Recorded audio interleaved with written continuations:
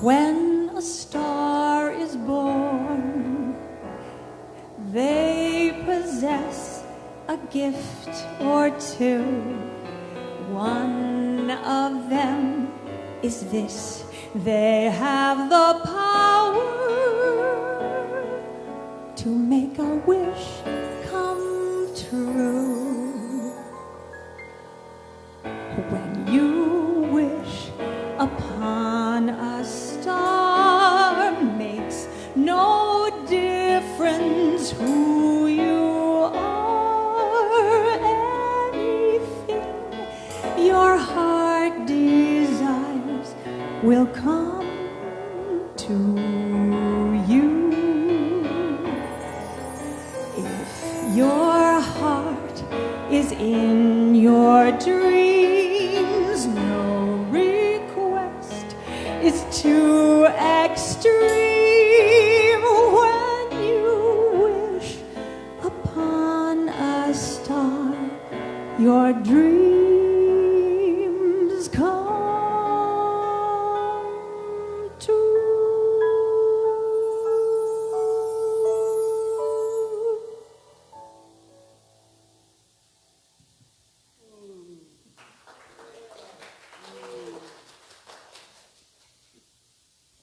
Good morning. The beloved music and sacred voice of Miss Becky Blake with us this morning. Good morning. For those of you who are at home watching this on Facebook Live or later on in the day, I want you to know that we feel you beyond the lens of this camera. We feel your energy, we feel your heart, and I, as the senior minister, Reverend Jackie Holland, am delighted to welcome you here this morning to Facebook Live. Coming to you from sunny Boise, Idaho on this day after the 4th of July. Just want to know how many of you got some sleep last night. Anybody? Okay, I don't know about the rest of the country. I don't know about the rest of the country, but Idaho thinks it's a war zone or something on the 4th of July. I don't know. It was quite a day. But we are delighted that you're here. Get your coffee, eat your breakfast, and just settle in for our Sunday morning service celebration. And this morning with us, you've already heard Becky Blake, yeah. And she is being accompanied by the great Rex Miller, our musical director. And Phil Bowden showing up to give us a little bit of rhythm on those drums, yeah. And you can hear, for those of you who are on Facebook Live, you can hear that we've got some people in the sanctuary. You know, we're in phase 3 here in Boise, and we can have up to 50 people in the sanctuary. We don't have 50 people, but we are delighted by those of you who are with us this morning, celebrating with us. And behind the camera is Cheryl Houdon. Back in the back, making us sound good, is Maria Blank. JJ Bullock, your board president, is here being our assistant and getting things done. And, of course, this morning, our practitioner of the day, bringing forth our spiritual practices and our prayers, is Miss Deborah Whitman. So let's just take a breath this morning. Let's just take a breath together. Let's just do our Sunday morning check-in, our conscious time to consciously focus on yourself, capital S, for a moment, as Deborah is lighting our Christ candle, representing the light that is in all of us this morning. I ask you just to go within for a second and ask yourself, how is my body today? As you breathe into those strong, healthy lungs, consciously be grateful for your body that's carrying you.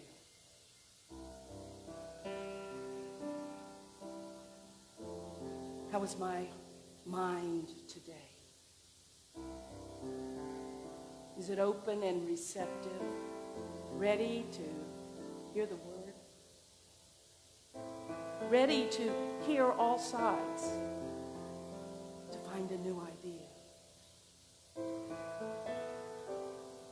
And finally, how is your heart today?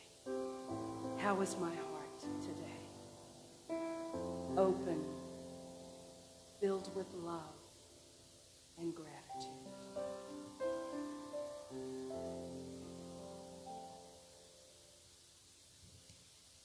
Good morning. As Reverend Jackie said, my name is Deborah Whitman, and I am a practitioner here at the Center for Spiritual Living. It is my honor to introduce Holly Bostick, who will light the world religions candles from the Christ candle. In religious science, we perform this ceremony to acknowledge that all people and all faiths come from one great universal presence, which we call Spirit. In lighting these candles, we honor the one family of humanity, made up of over 4,000 religions and spiritual traditions throughout the world. And so on the birthday of our own American government, we honor these 5 paths and their teachings on government by divine law. We light the first candle for Islam, which teaches that no nation is refused prosperity and success if the foundations of its thoughts and actions rest upon piety and godliness, and upon truth and justice. We light the second candle in honor of Buddhism, which teaches righteousness as the basis of all government in this quote: "A king should abandon his own precious life, but not the jewel of righteousness, whereby the world is gladdened." We light the third candle for Christianity. We read the clear message of the master teacher Jesus, who said, "Render unto Caesar the things that are Caesar's, and unto God the things that are God's." As we light the fourth candle for Judaism, we read that peace is the most important responsibility of government. Pray for the peace of the government, for except the fear of that, we should have swallowed each other. We light the fifth and final candle, which honors all forms of new thought. And read the words of our founder, Dr. Ernest Holmes. "Democracy is a spiritual idea, and it must and will be preserved. But democracy is of the people, by the people, and for the people. You and I are the people. Each has an important role to play in this life, and which was born in faith must be kept through faith." Now let us quiet our minds and open our hearts to the message being sung by Becky Blake.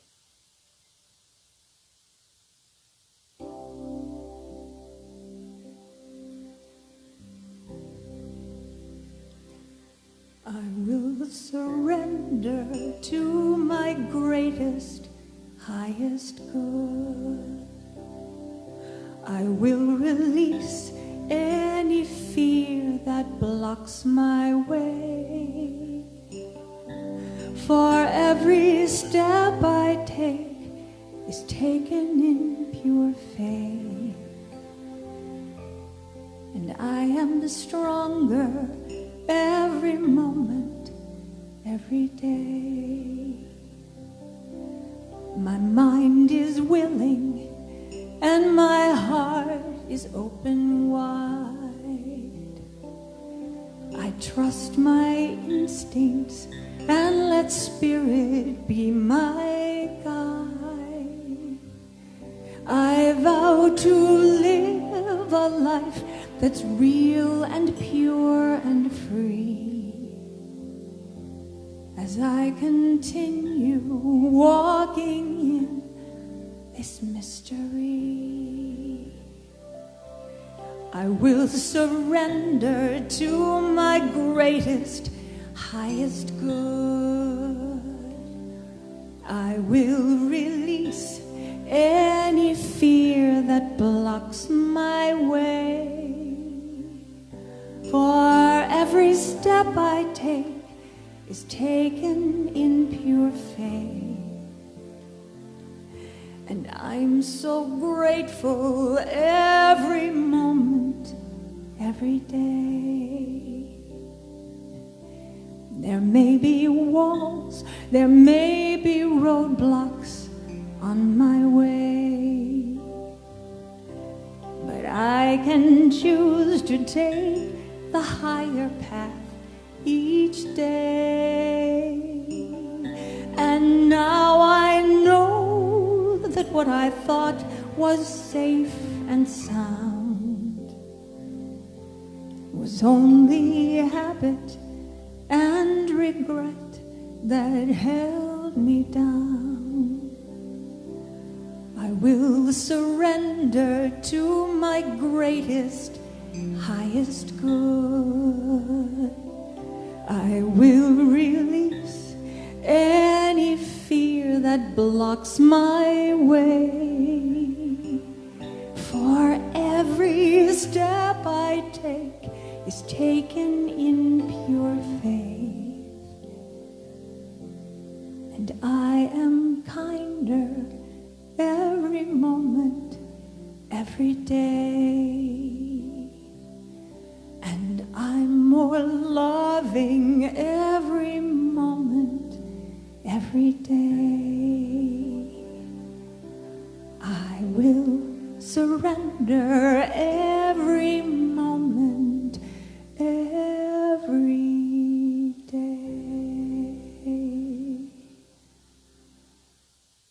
Please join me in prayer.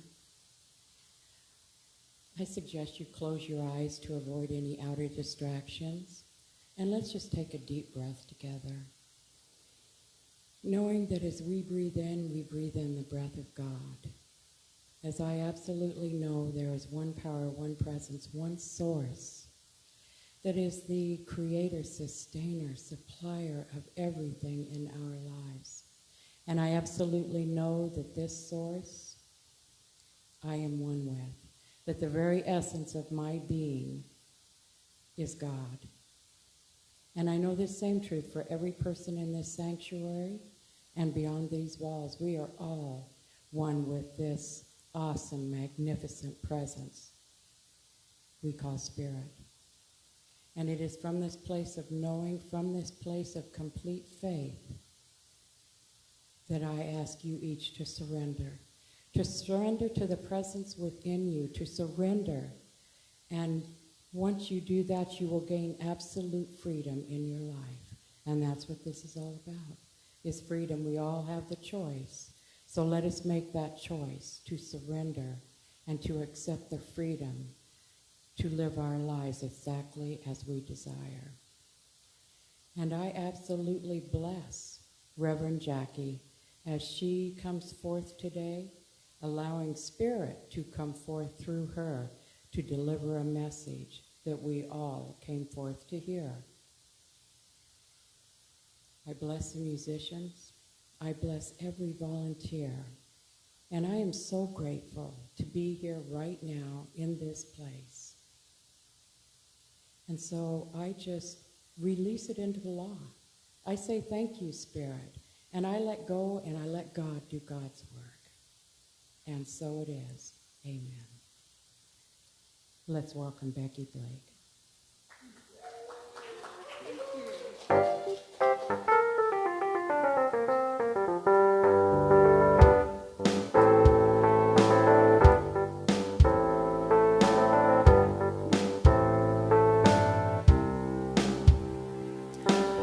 Molehills into mountains, making big deals out of small ones, bearing gifts as if they're burdens. This is how it's been. Fear of coming out of my shell, too many things I can't do too well. Fear I'll try real hard and I'll fail. This is how it's been, until the day you pounded on my heart's door. Shouted joyfully, hey, you're not a slave anymore. You're free to dance. Forget about your two left feet, and you're free to sing. Even joyful noise is music to me. You're free to love, 'cause I've given you my love, and it's made you free. Free.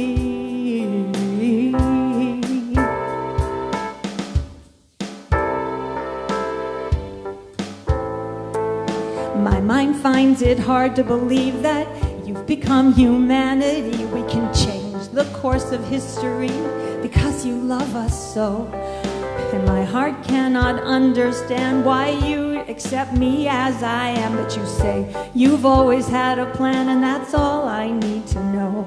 So when I am consumed by what the world will say, that's when you're singing to me as you remove my chains. You're free to dance, forget about your two left feet, and you're free to sing. Even joyful noise is music to me. You're free to love, 'cause I've given you my love and it's made you free. Oh, free from worry, free from envy and denial. Free to give, free to live, free to smile.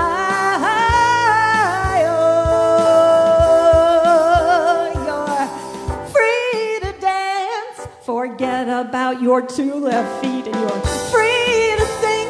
Even joyful noise is music to me. You're free to love, 'cause I've given you my love and it's made you free.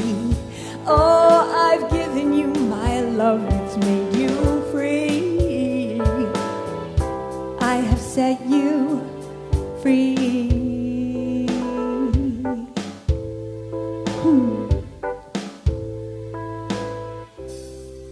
Yeah. Woo, Becky Blake, ladies and gentlemen, yes. I don't know how she knows about my two left feet, but I was over there trying to move them. Good morning. You know, I have mixed feelings about the 4th of July. I never used to have mixed feelings about it as a military kid and as a person who loves the 4th of July. I loved the parades and the cookouts and the fireworks, and I loved what I thought it stood for. I was speaking to some people before church this morning, and I said, you know, I think we put too much burden on the 4th of July. The 4th of July really is a birthday party for our country.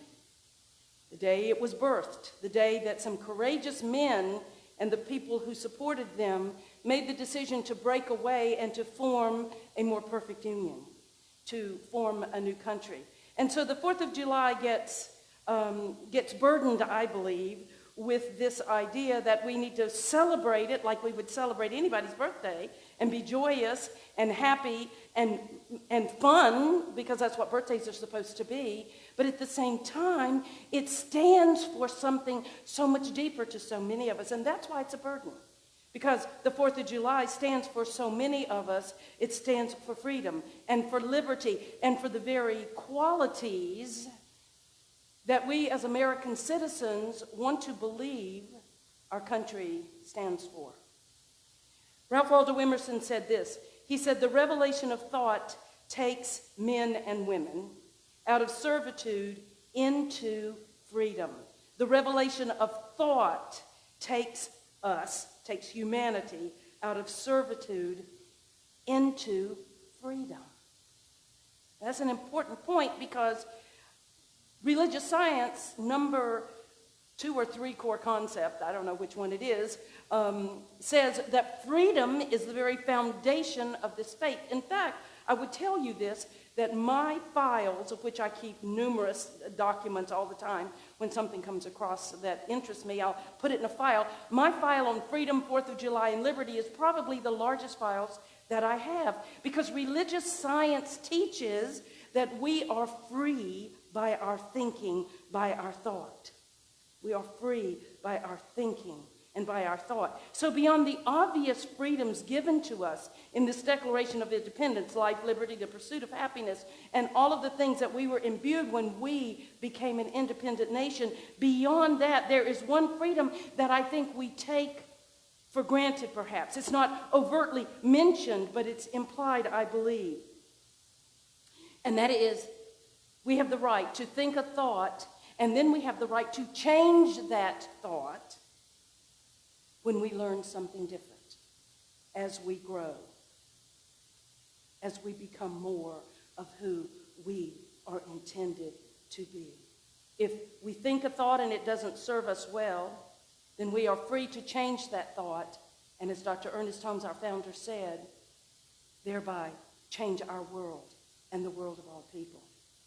So the real freedom, which goes beyond this celebration of the 4th of July, is the freedom to think a thought and to change our thought and to have an awareness. And that's what's going on in this country right now.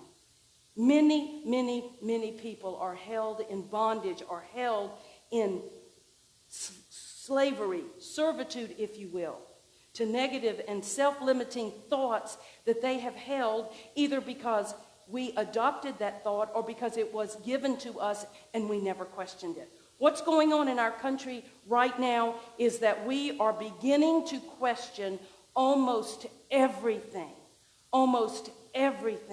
that we have been taught up to this point. And although it is uncomfortable and it is, I'll even say painful, it is the best thing that could be happening to our country and to this world than ever before. I'm going to tell you, I'm going to be honest. I'm not feeling particularly celebratory this year.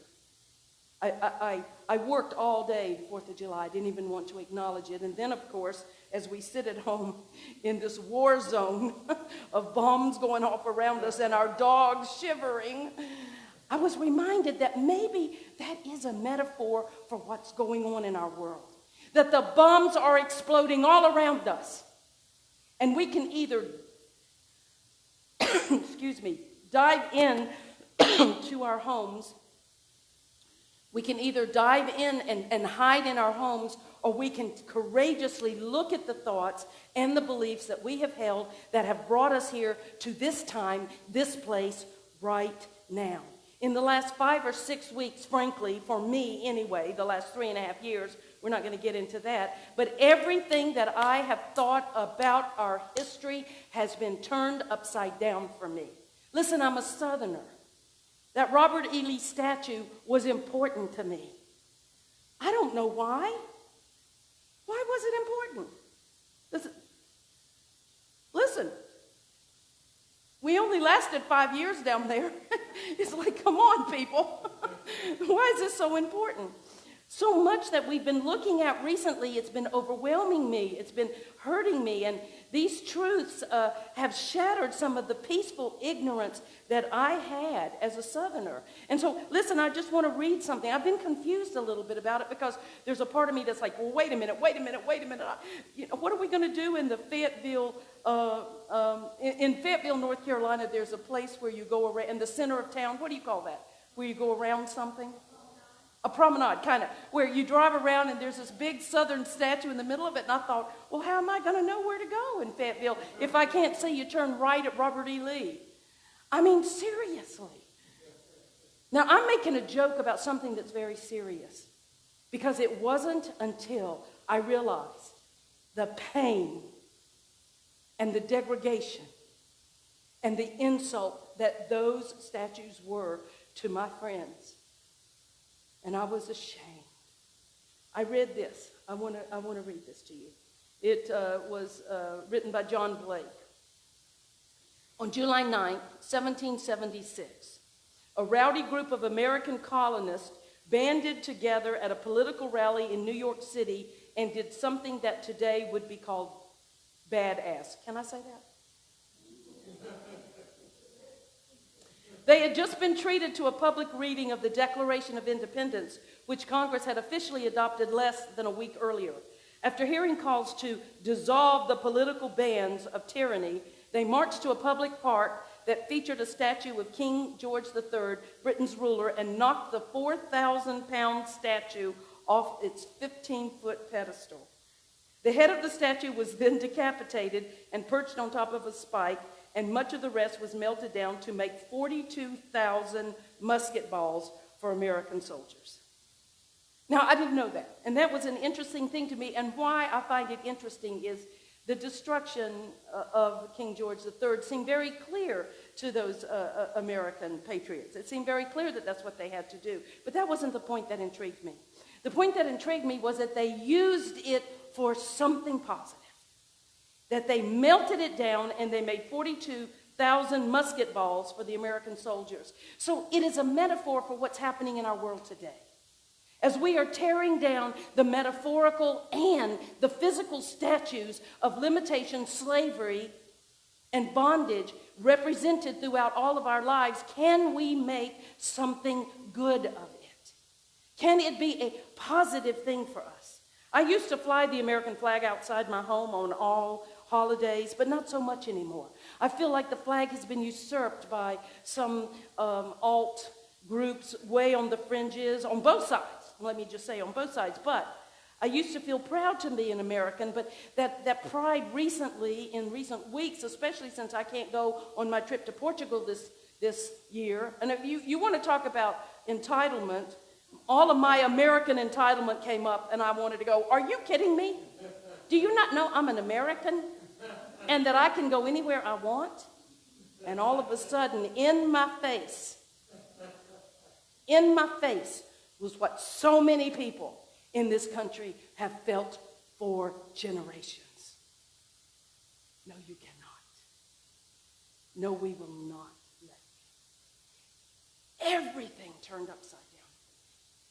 I invite all of you to look at the true freedom that we have, which is the freedom to change our mind about these long-cherished beliefs and things that we have held as important all of our lives, and to ask ourselves, are they really truth? Are they really sacred? Are they really holy? And in the end, will they hold up to 1,000-year scrutiny and review? Will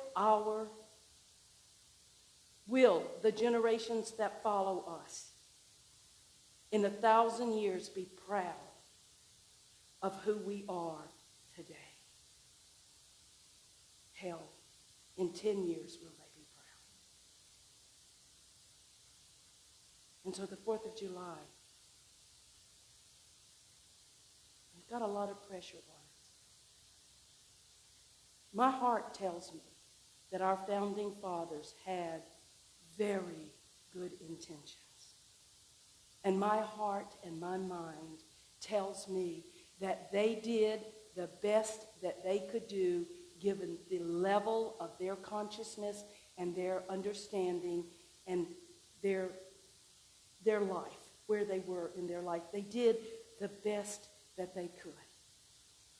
But this year, I am reminded that this country was built on the backs of slaves and at the cost of the real founders of this country, the Native Americans, and all for the sole benefit of the white man.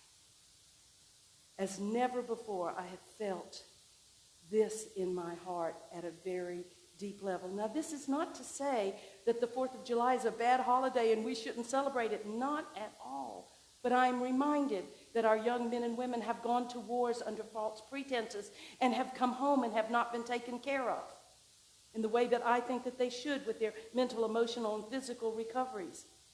And in 2020, we're still and minorities as less than human and locking them up in cages at our border. This is 2020. And we don't have to look too far to see what's happening in Hong Kong and in other dictatorial countries around the world. We say it can never happen to us, and I know it cannot because we are strong and we are independent people. Yet, it is worth us to take a look and ask, where do I stand? Not just as a citizen of the United States of America, but as a citizen of the world. Because in this philosophy, we teach that we are all one. We teach that when one is in pain, all are in pain. We teach that when one is enslaved, all of us are enslaved.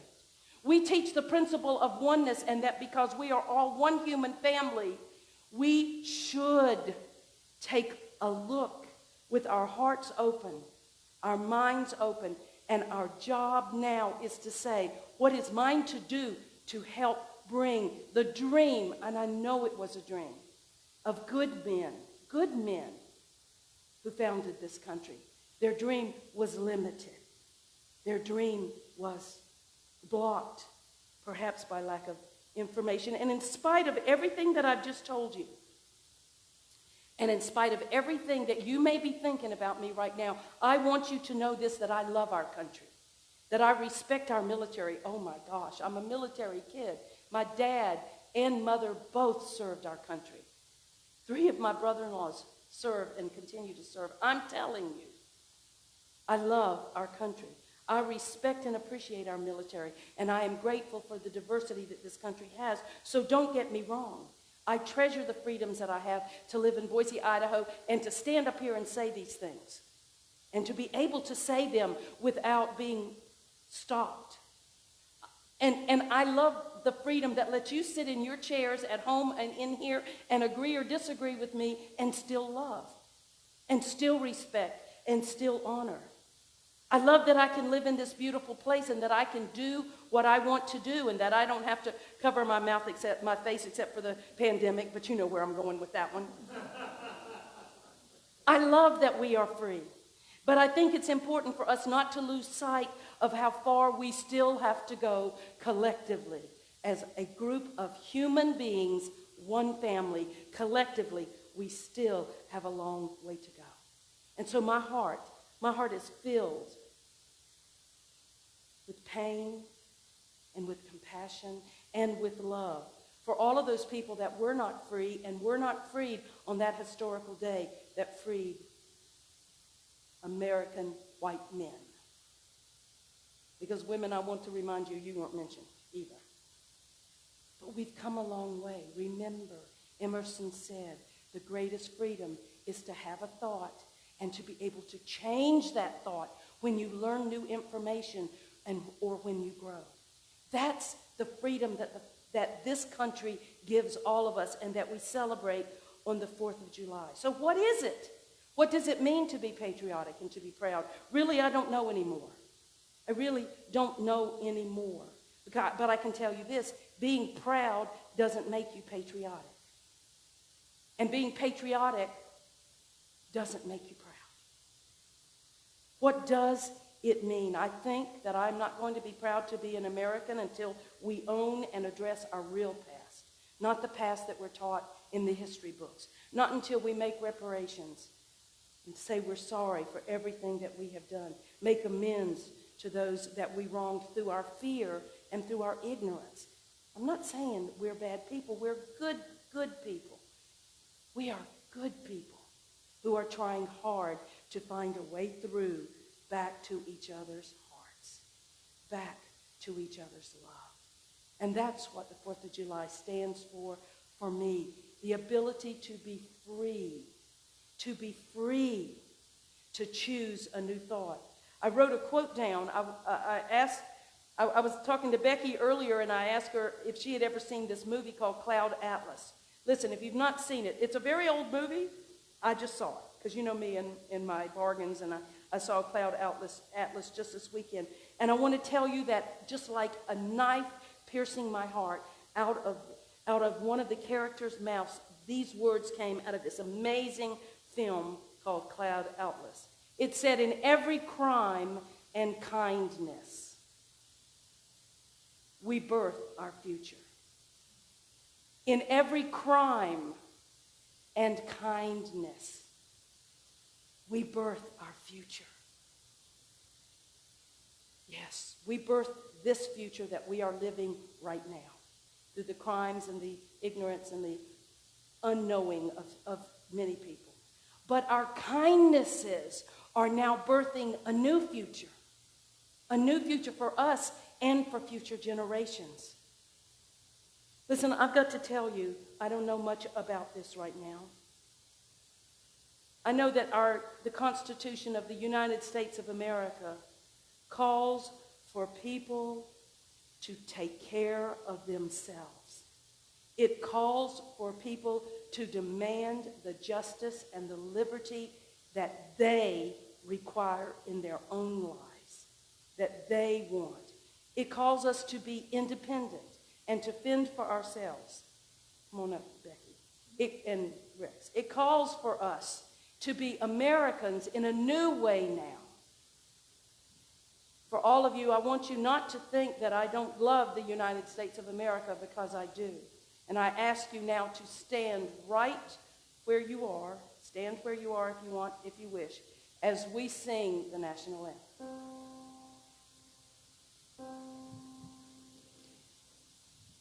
Oh, say, can you see by the dawn's early light what so proudly we hailed at the twilight's last gleaming, whose broad stripes and bright stars through the perilous fight o'er the ramparts we watched were so gallantly streaming, and the rocket's red glare, the bombs bursting in air, gave proof through the night that our flag was still there. Oh, say does that star-spangled banner yet wave o'er the land of the free and the home of the brave.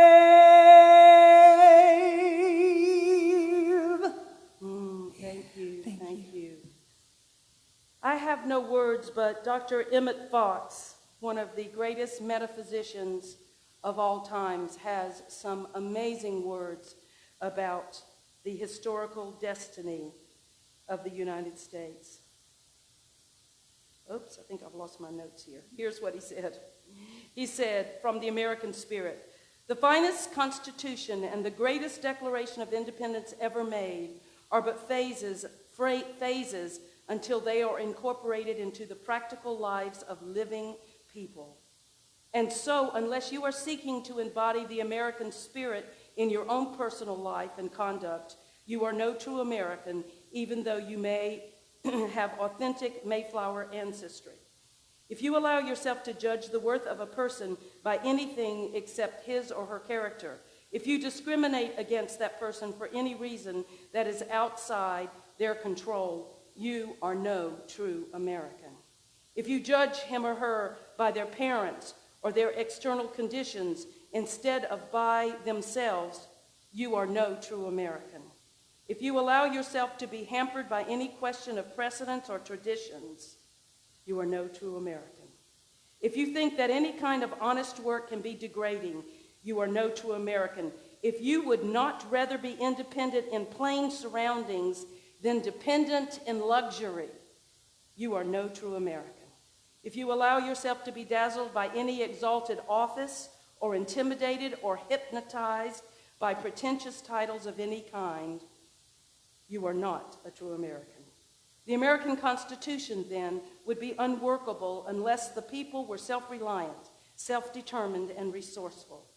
I suppose we all have our favorite virtues. My own are self-reliance, initiative, resourcefulness, and courage, he wrote. The Constitution calls for people who prefer to take care of themselves. It is intended for those who desire to manage their own lives and fend for themselves and be personally independent. And these very things are just the outstanding characteristics of the American people. Written so many years ago, as true as it is today. We are independent, courageous people. Nelson Mandela said, "For to be free is not merely to cast off one's chains, but to live in a way that respects and enhances the freedom of others." But to live in a way that enhances and respects the freedom of all people everywhere. How easy it is for us to take our freedom for granted. How easy it is for us to realize that nobody can force us out of our homes without cause. Nobody can dictate what church we go to or how we pray or what we believe. Nobody can even stop us from denouncing the government that provides the very freedom that I'm talking about. We are blessed to have these freedoms. We are the beneficiaries of a relatively small number of people who over 200 years ago did something that would forever change the course of human history. They declared publicly, loudly, independence. And they gave their lives, their fortunes, and their futures to defend that independence. How much are we willing right now? I'm not asking you to give your life to defend your independence, but I'm asking you to give your thoughts. I'm asking you to search deep and ask yourself, as Emmett Fox said, am I an American that stands up for others?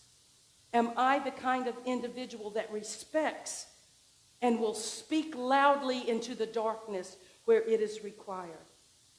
Today we have the responsibility not just to cherish our freedom, but we have the responsibility to champion the rights of those people living in this country and abroad to have the same freedoms that we have today.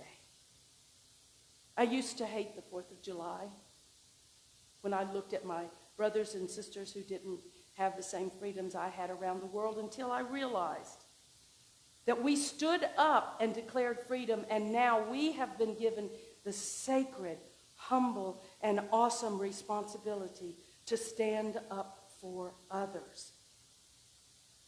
The founder of religious science, Dr. Ernest Holmes, said the divine plan, God's plan, Spirit's plan, the Creator's plan, is one of freedom. Bondage is not God ordained. He wrote that freedom is the birthright of every living soul. Everything instinctively tells us that this is the truth. So the nature of all of us is to seek our own freedom. And now I beseech you to add to the search for your own freedom the struggle to defend others' freedom as well. Let's take a deep breath together.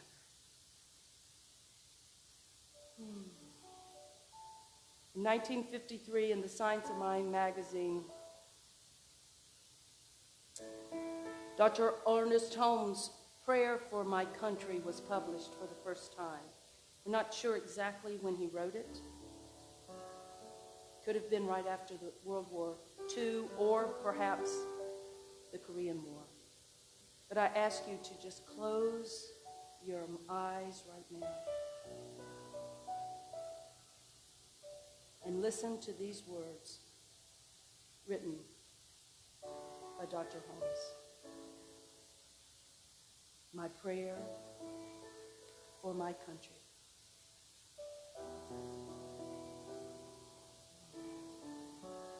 Believing in the divine destiny of the United States of America and in the preservation of liberty, security, and self-expression for all, I offer this, my prayer for my country.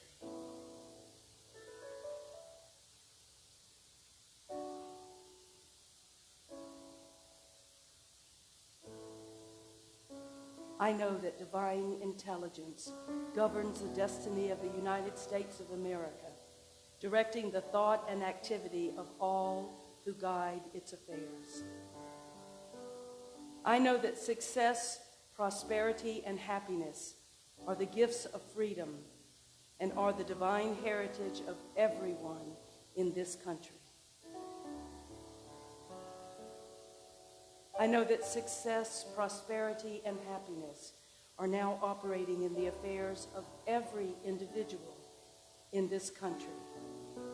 And I'm adding, and in our world. I know that divine guidance enlightens the collective mind of the people, causing it to know that economic security may come to all without the loss of either personal freedom or individual self-expression. I know that no one can believe or be led to believe that freedom must be surrendered in order to ensure economic security for all. The all-knowing mind contains the answer to every problem which confronts this country. I know that every leader in this country is now directed by an all-knowing mind and has the knowledge of a complete solution to every problem. Each leader is compelled to act upon this knowledge to the end that abundance, security, and peace shall come to all people. And I know and believe that this spiritual democracy shall endure, guaranteeing to everyone in this country personal liberty, happiness, and self-expression. And so it is. Amen.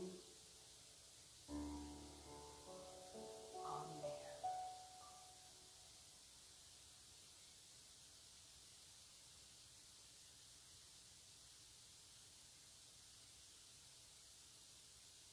Right where you are, in your homes and here in this sanctuary, I ask you now to take a moment and ask yourself this question.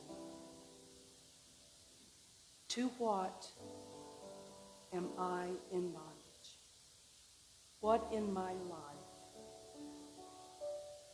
am I in servitude to?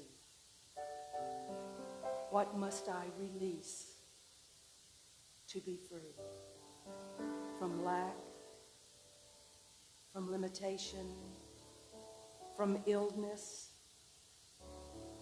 from pain, from loneliness, from hurt?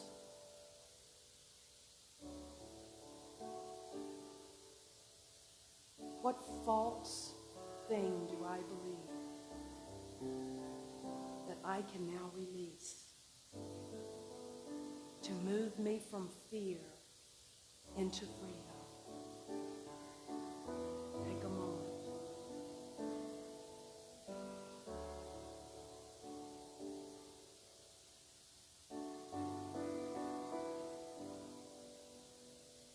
And breathe in.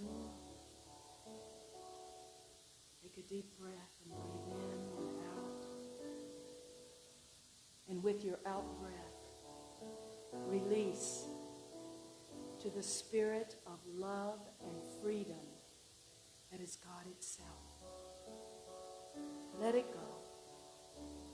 God's got this. You don't have to carry it anymore.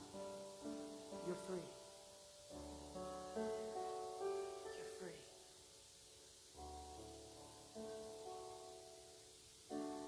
Breath. And let it go. Thank you, God. Thank you, love. Thank you, Spirit. And so it is. Amen.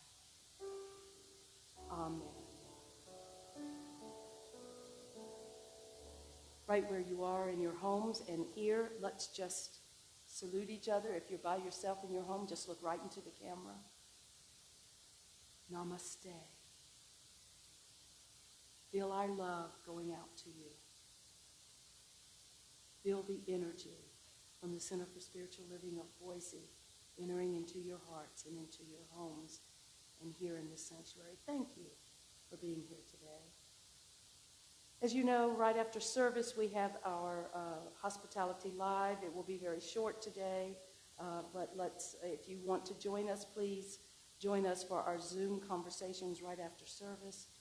I'm not going to be on it very long, so because I've got to rush out, but I just want to say thank you for joining us. Also, once again, as I say every week, thank you so much for your love, and your support of the Center for Spiritual Living. For those of you who are in the sanctuary, if you want to know how to give to our center, you can pick up this brochure that's in front of you and look at the different ways to give to our center. And I'm just going to invite Deborah Whitman up just to speak a couple of words about giving. Thank you, Reverend Jackie. Reverend Jackie had asked me earlier, would I like to share with you why my husband and I give? And when she asked me that, for a moment, I just drew a blank face, and I thought, well, I don't know that I want to do that because it's very personal to me. But then I thought maybe it's important for me to do also because she had asked me, and I don't think there are any mistakes. So my husband and I give, and we give regularly because we believe absolutely that we truly are not only our brother's keeper, our sister's keeper, we are the keepers of our planet, our animals, everything that has to do with this planet, which includes the people, we are the keepers of it. So it's very important for us to do our part, whether it's monetary, whether it's in service in another way, it's very important for us to give. And we were raised to believe that it is important to give to your spiritual community, whatever that is, because that's the most important thing you have in your life is how you are spiritually fed. And we are definitely spiritually fed through this community, and so it is that we give to this community. We give in many other ways also, but it will absolutely change your life when you give from a grateful heart to your spiritual source. So I invite you to do that, to whatever amount you can give, that's what you need to give. And as your abundance, your prosperity in your life increases, then you give a little bit more. It is not God that needs his money. Don't be mistaken by that. It is your spiritual source, the place that feeds you spiritually. So I invite you to give what you can and then give a little bit more when you can from a grateful heart. Thank you. Thank you, Deborah. And I'll tell you, there's nobody who gives more service than the Whitman family in this church and have for many, many years. If you are wishing to receive prayer, you can just put your prayer request right now on the Facebook Live feed, and our practitioners will pick it up and begin to pray with you. Or you can go to prayers@cslboise.org, prayers@cslboise.org, and your prayers, of course, are kept confidentially, always kept in confidence. If you are visiting with us for the first time, please fill out a connection card. If you want prayer, you can fill out the blue card here and get to know more about the church. So let's just take our gift, our offering. Would you bring the basket up, Ed?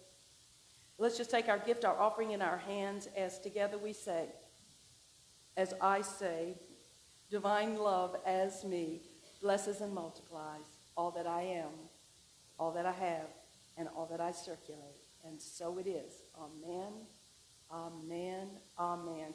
Thank you, thank you, thank you for being with us this morning. Ladies and gentlemen, see you on Hospitality Zoom and see you next week on Facebook Live. And hang out for a minute because we have an amazing song with Miss Becky Blake. Thank you.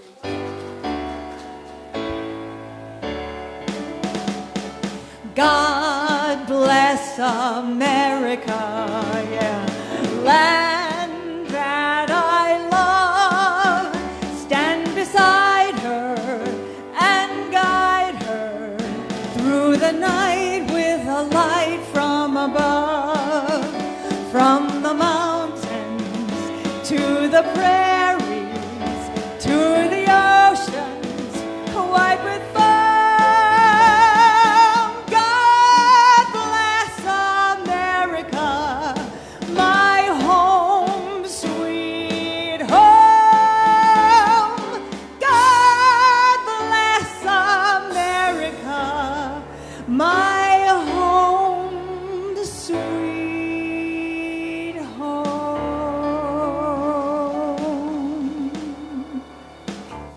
Thank you, Becky. May you all be blessed this week with the remembrance of it is your choice whether you are free or not. So choose freedom in every area of your life. And so it is.